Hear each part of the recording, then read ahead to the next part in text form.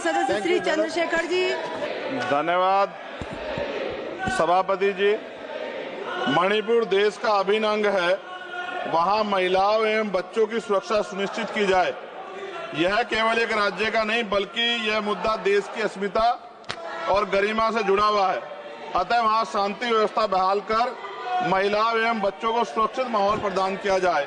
मणिपुर की घटना की वजह से अंतर्राष्ट्रीय स्तर पर देश की छवि खराब हुई है। मुझे ऐसा लगता है ये तभी होता है जब सरकार को कुर्सी से ज्यादा प्यार होता है और जनता के हित से कम प्यार होता है। न्यूनतम समर्थन मूल्य किसानों को मिले, बिजली के बिल माफ हो, किसानों का कर्ज माफ हो।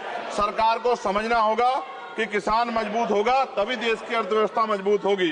खाद पर सब्सिडी बढ़ाई जाए, यूरिया नहीं मिल रहा है, खाद का वितरण पारदर्शिता लाई जाए।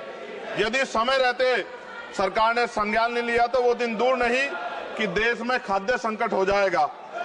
महोदय, गया में महाबोध विहार प्रकरण जो है, वहां से बुद्ध समाज में चिंता है और आक्रोश भी है।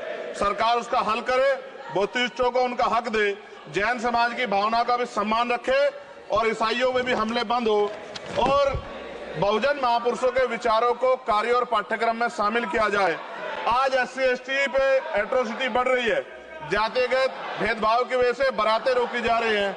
अभी हाल ही की घटनाओं में कई ऐसी घटनाएं हुई हैं उत्तर प्रदेश में जहां जातिगत अपमान हुआ है। नगीना लोकसभा क्षेत्र में किसानों की मुख्य आय का साधन गन्ना उत्पादन है, लेकिन न गन्ने का मूल्य में वृद्धि हुई है और न ही मिल द्वारा समय पे भुगतान किया जा रहा है। गन्ना किसान मजबूत होगा तभी ग्रामीण अर्थव्यवस्था मजबूत होगी। साथ साथ SC/ST का प्रमोशन में रिजर्वेशन नहीं दिया जा रहा है, उल्टा निजीकरण करके नौकरी खत्म की जा रही है, बैकलॉग नहीं भरा जा रहा है, पुरानी पेंशन बहाल नहीं की जा रही है। ये सब बार बार मैं इसलिए बोलता हूं कि हमारे लोगों को पता लगे कि सरकार को उनकी परेशानियों से कोई फर्क नहीं पड़ता और वो समझे सरकार उनकी कितनी तेजी है। प्रधानमंत्री आवास योजना में जो मानक है उनमें बदलाव किया जाए, उससे बहुत से पीड़ित वंचित रह जा रहे हैं।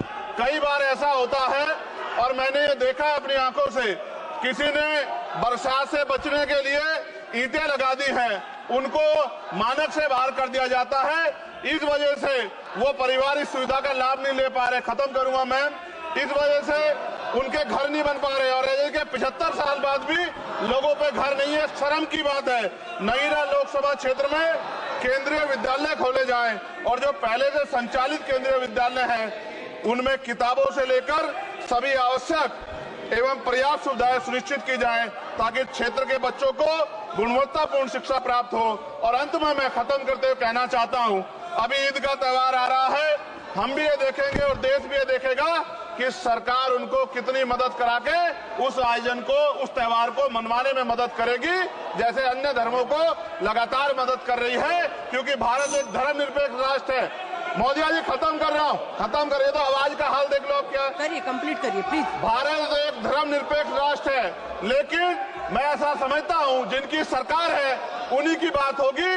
मुसलमानों की, जैनों की, सिखों की, रविदासियों की और बौद्धिस्टों की जो आंदोलन कर रहे हैं और पुलिस लाठी मार रही है, मैं समय रहते चेतित कर रहा हूं, सरकार को चिंता करनी चाहिए कि बौद्धिस्टों का अपमान ज्यादा दिन बौद्धिस्ट बर्दाश्त नहीं करेंगे। महाबोध विहार हमारा हक है और वो देना पड़ेगा। आपका बहुत बहुत धन्यवाद। जय भीम, जय भारत। और ऐसी खबरें देखने के लिए सब्सक्राइब कीजिए हमारे YouTube चैनल को। वीडियो पसंद आए तो लाइक, कमेंट और शेयर जरूर कीजिए। शुक्रिया।